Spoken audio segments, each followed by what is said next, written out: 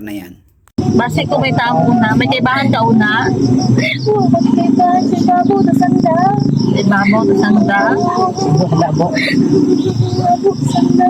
Hindi mo matry itikpan do kahoy. Kaisang sanda. Hindi ko kaya na ikpit ng sige. Sa parting ito guys ay nagtanong yung kanyang nanay sa kaluluwa ng kanyang anak na baka may kasama ka dyan. Sabay sagot naman na wala akong kasama. Ako lang mag-isa at nasa taas sila, ako ay nasa ilalim. Sabi naman ng nanay niya, baka kaya mo naman makawala dyan. Hindi daw niya kaya dahil mabigat yung kahoy at matapang daw yung mga hindi natin nakikita. Sige pa ka natubig ang kahoy ha. Basta kayo mo. Manat bahaw ka kahoy. Gusto ko tayo ulit. Sanay mama, papa. Gusto ko takang ulit sa palay. Inaamig mo na ako. Pero kayo na to, ging sisid na kinatawag kaya po niabot ang da. Kadagong patagi. Malayo pa ka.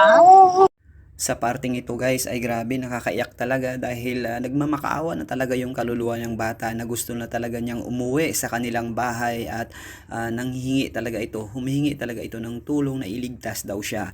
At yung mama niya dyan, syempre ganun lang ho ang pakiramdam, pero ang sakit-sakit nun kahit ganun pa man na sumasanib lang yung kanyang kaluluwa sa isang babae na pamilya nila ay grabe, maramdam mo talaga yung sadness dito.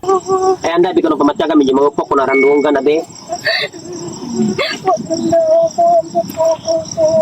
Sige nga, atong sariyahan, ginawin niya ako. Basta hindi, basuga yung buot una ha, basuga yung buot. Basuga yung buot ha. Ayaw gid suko. Oo. Hindi niyo ako papunta sila. Hindi kami makuntat be. Oo. Paano ang ginayaw? Tiikos, gumano ka na rin. Basta hindi kami magkan ha. Sabi nga dyan ng mga magulang ni Joros ay ginawa ng paraan ng mga rescuer sa isang lugar na yan na malalim talaga, no, halos puputok yung tainga ng mga sumisisid para lang talaga hanapin siya. At ito, umiyak-iyak talaga yung kaluluwa ni Joros na kumbaga wag daw tumigil sa paghahanap sa kanya. Yan ang kanyang sinabi. Suyon ka namon. Suyon ka. Nangom ako magbato ma. Nakahoy, pinta ako. Sige. Sa sikya ng Diyo ko ulan. Maikigil ako yung mga. Sinabi dito ng kaluluwa na sa ilalim daw siya ng bato at hindi siya basta-basta makalabas or makausa dahil nadaganan daw yung paa niya ng malaking kahoy. At please, sabi nga niya dyan, tulungan niyo ako please. Gusto ko na magpalit. Ubrahan na to si Dia dun be. Atong sagang kabangon be ha. Una ka lang be. Imo to, amangon to. Amangon sa limambal. Si Raven be. Kuya ya si Raven. Mama, si Papa.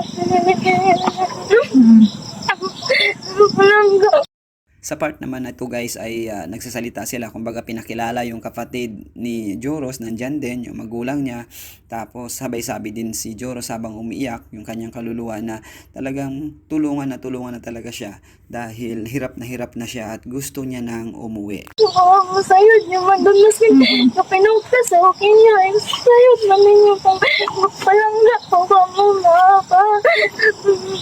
Basta magpugay mong buot na niya. Idiyahan natin be kung paano mapandutubi di karaya.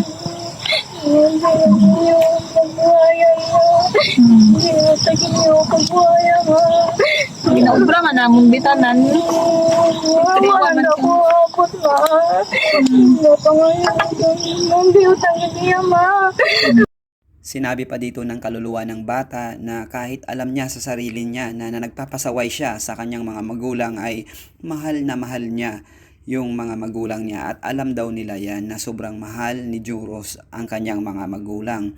Kaya ayaw niya na daw sa lugar na yan at sana ay matulungan na siya na makuha sa ilalim.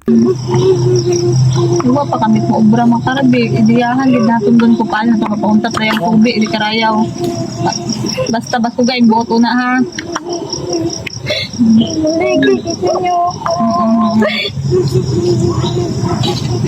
Mayor, request ang mayor ulit. Treatment. Bagong tagal. Hindi ko yan.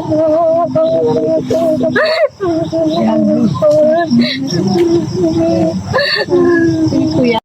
Sa parting ito, sinabi ng mga magulang ni Joros na gagawin nila ang lahat para mahanap siya at hindi sila susuko. At sabi nga dyan ng kaluluwa ng bata, tulungan siya dahil nilalamig daw siya ng sobra na at hindi niya na kaya sa lugar na yan. Kita mo pinangis mo.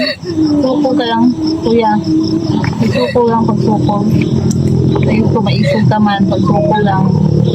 Sa parting ito, sinabi ng magulang niya na huwag kang sumuko, alam kong matapang ka, kaya laban lang at habang umiiyak dito si Joros.